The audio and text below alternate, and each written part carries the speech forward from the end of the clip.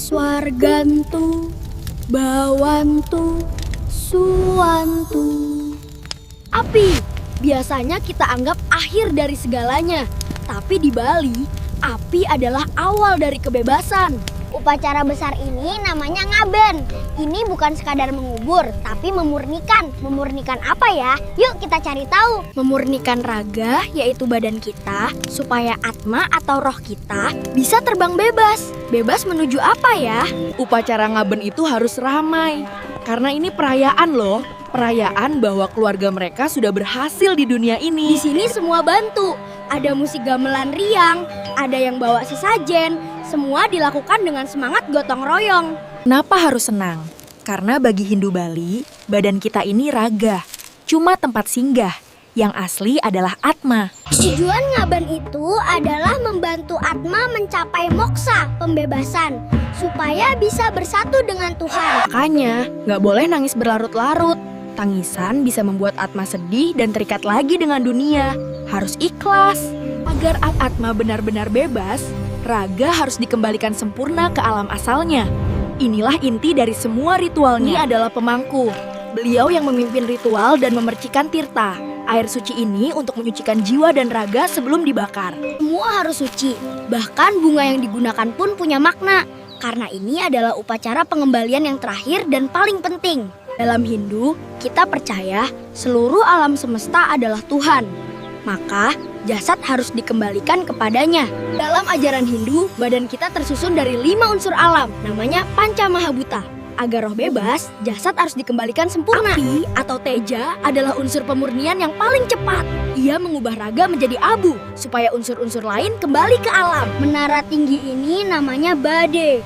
Ini adalah kendaraan suci untuk membawa jenazah ke tempat pembakaran. Menariknya, badai ini dibuat secara gotong royong loh.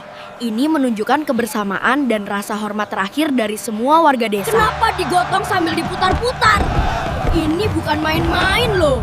Nih, ada filosofinya. Supaya roh tidak bingung dan tidak kembali lagi ke rumah lamanya. Putaran ini melambangkan pemutusan ikatan duniawi. Kalau jalannya lurus, roh bisa tergoda untuk kembali. Harus dibuat berliku-liku. Ini adalah lembu. Sapi ini adalah simbol kendaraan terakhir untuk mengantar atma menuju surga. Makanya dibuat sangat megah dan dihormati. Sapi dianggap suci karena ia membantu kehidupan manusia. Dengan perantara sapi, diharapkan perjalanan atma menjadi lancar dan mulia. Ini adalah puncak pengikhlaskan. Keluarga sadar, ini saatnya doa raga dikembalikan. Inilah cara mereka menunjukkan bakti terakhir. Bunga ditabur jadi simbol keindahan yang singkat, diiringi doa. Swargan Sampurna, semoga perjalananmu sempurna menuju surga. Api pun dinyalakan. Api ini bukan berarti menghancurkan, tapi memurnikan dengan cepat. Inilah Agni Homa persembahan suci kepada Dewa Agni, Dewa Api. Panasnya api ini yang memutus total ikatan terakhir antara Atma dan Raga. Agar Atma bebas, ia harus melihat raganya kembali menjadi abu. Ngaben mengajarkan kita tentang siklus hidup, bahwa kematian adalah jalan kembali menuju sumbernya. Tidak ada yang perlu ditakutkan. Setelah api selesai, yang tersisa hanyalah abu. Abu inilah yang melambangkan unsur pertiwi, yaitu tanah.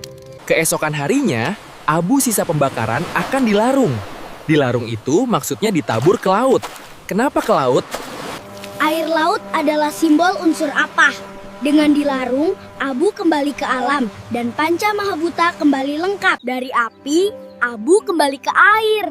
Dari tubuh pinjaman, roh kembali ke sumbernya, ke alam semesta. Jadi, Ngaben mengajarkan kita bahwa kematian itu adalah perayaan. Perayaan pelepasan. Ozi belajar banyak dari Bali. Budaya Indonesia itu memang kaya makna. Bukan cuma jalan-jalan, tapi juga belajar filosofi. Roh sudah bebas, kembali ke alam semesta. Sekarang, Ozi mau bahas tentang burung yang juga ikon Bali, tapi hampir hilang. Petualangan Ozi berlanjut ke Jalak Bali, burung surga yang berjuang untuk hidup. Sampai jumpa di video selanjutnya.